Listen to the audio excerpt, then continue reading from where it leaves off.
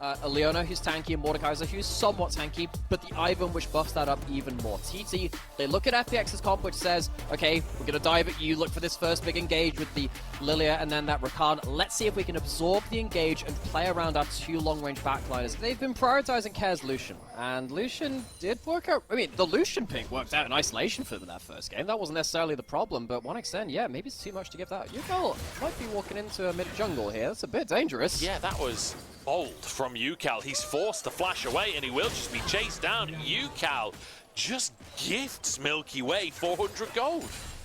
And once again, mid-jungle for FPX, or at least the mid part of that, working out pretty well for FPX early on, but this time it's very much because of Yukal's mistake. Yukal as well. In the meantime, Milky Way will grab these grubs pretty much uncontested.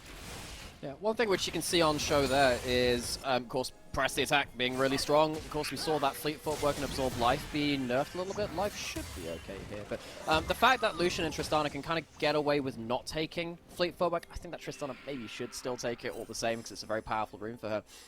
It just allows Lucian to escape some of those nerfs a little bit more. Standing in the brushes as well can actually give Tristana an unexpected amount of extra damage in the way that you don't expect coming through. Well, that's what unexpected is.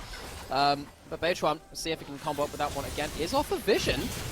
Oh, Doctor in so much trouble here. Big damage there. Root comes on through True Shot Barrage onto life and a flash to finish the job. Milky Way, though, maybe can carry. 3v3 here. His Feather caught by the Swirl Seed. Milky Way looking for the multi-ultimate and will find two. Beitron, the target, is in flies Doctor, but they don't have the damage to finish the job. And 1xN is still firing away, still hitting these Mystic shots. For that either. Yukal jumps in, immediately has to pop the Buster Shot. Now Milky Way alive, they are full HP. They see this on the sweeper. Oh, I thought he was going to get the recall, but no. Beitron caught. The shield's coming up through as well as Milky Way pulled into the death rope, flashes over the wall, but so does Hoya and finds his 1v1. Now Care tries to answer off the back of the death rope, but that is one beefy Mordekaiser, and he's shredding FPX. Beitron here with the shields to set up his carries. His Feather might fall. The Q3 finds him, but ZDZ gives his own life to make that happen. That's where he's going to be. But then he gets to stack up his Conqueror, gets to keep his passive going as well. Mordekaiser has really high base damages if you let him get into a fight like this. At least CDC manages to get one back, but I mean, most of this play is FPX fighting off more than they could shoot. Oh, hang on. Grub's happening with Beitron. Manages to steal one. It's a good knockup coming out from life. As here comes Hoya. He's beefy, but that's two asleep, and Beitron will fall. The shields are gone, and it means FPX can push on forwards. Feather will fall as well, and it's two for the Birds of Red. Deep TP, speaking of the Mordekaiser, Hoya behind enemy lines, and he looks immediately for Milky Way. Where you gonna go, little dear? I want myself a 1v1. The big man of metal turns out pretty good against wildlife. Who could have seen that coming? This is important. What did we say before this? There were problems with giving up those two dragons to the Grubs team. They are still going to give them... Oh, Hoya's just fought himself now. Oh, Dogdom looking to grab himself a kill as well. Hoya should go down. The shields, though, come through. Actually, Hoya turns out completely invincible. Oh, he does have an ability which helps him do that, but so FPX, they get themselves that tower on top side, but they do give up that dragon on bot side. TT, they don't get at least hit with that really annoying question of what do you do against a dragon stacking Grub's team. That'll be something which they solve through, but they do lose themselves that tower on the top side. They need to be afraid of giving over too much gold over to this Lucian in particular. I think is a huge problem with that. Upgrades that way. We have been seeing some mains going towards the Blade of the Ruined King Rage Blade into Terminus build, which really does make you that low range duelist. So maybe it is to say, all right, there's a Mordekaiser. I don't want to lose that Mordekaiser in a 1v1. Yeah, maybe. We'll have to see where the build goes from here. Expect him to be bringing his best here in playoffs. Remember, it's single elimination at this early stage of playoffs.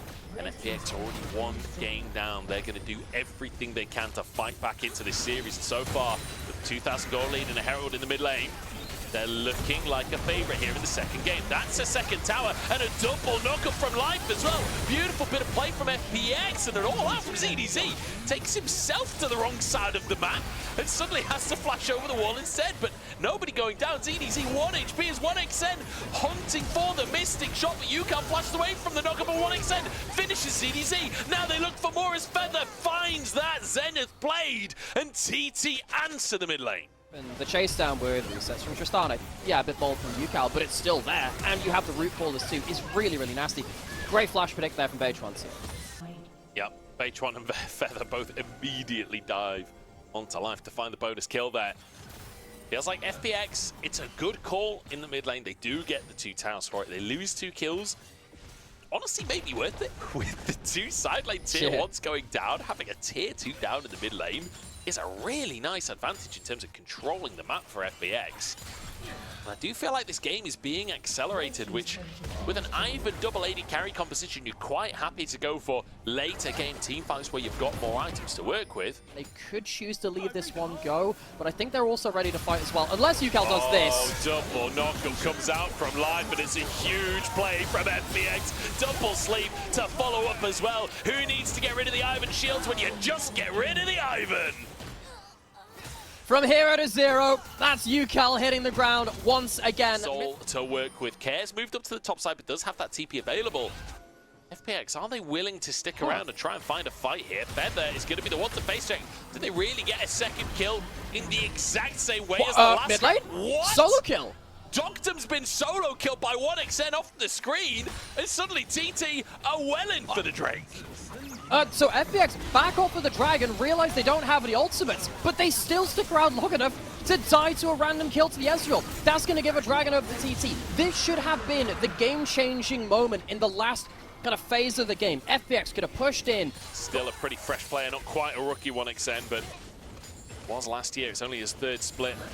Not looking like it here as UCal could be caught in the top side. Great Buster shot. Is it enough though? Flash from life. And there's the charm. ZDZ even TP'd in just to steal away the kill from Care, to be honest. But that's Baron potentially. 30 seconds until UCal's back. So FPX realize they're not winning through mid lane, they win on the side, they start up the Baron, but can they deal with 1xN? 1xN's got to get damage out of this big chunk onto Care. ZDZ tries to flank, but Feather's there on the front line. Big damage onto ZDZ, but he's so hard to get through, and he just buys time for the team. They get into the pit, and it's taken by Doctum. ZDZ will surely finally fall. 1xN gets him, and in the meantime, Hoya has bought space for his team. He's bought time for his team. Is it enough to finish the health bars? H1 and 1xN and Feather have to make the chase down. Milky Way clears the minion wave as the rest of FPX are just going to try and reset in the brushes. Doctum abandoned by his team, and he will fall, but it's only 2 in trade for Baron. You still take that as FPX. That trade of 2 for Baron still working out in favor of them. 1xN putting in a Herculean effort. Winning a lot of these fights, yes, but it has been hard fought in terms of the macro. UCal actually sticks around in the top side. FPX will be able to grab themselves a tier 2 as well as that Drake. So, you know, pushing the top side and trade for the Drake, that would be fine. But pushing the top side and also losing the tier 2 in the bottom side, not ideal for TT, really. There's a reasonable chance of making it to regionals and potentially making it to worlds, even if you don't go that far in playoffs. But 1xN's gone too deep. He was the hero. He was meant to carry the team, and he's caught out of position. And it means the rest of TT fall asunder. FPX, just when it looked like they were out, just after being destroyed in game number 1, they find their moment and decimate TT. Fantastic little fight coming out from them. Great pick.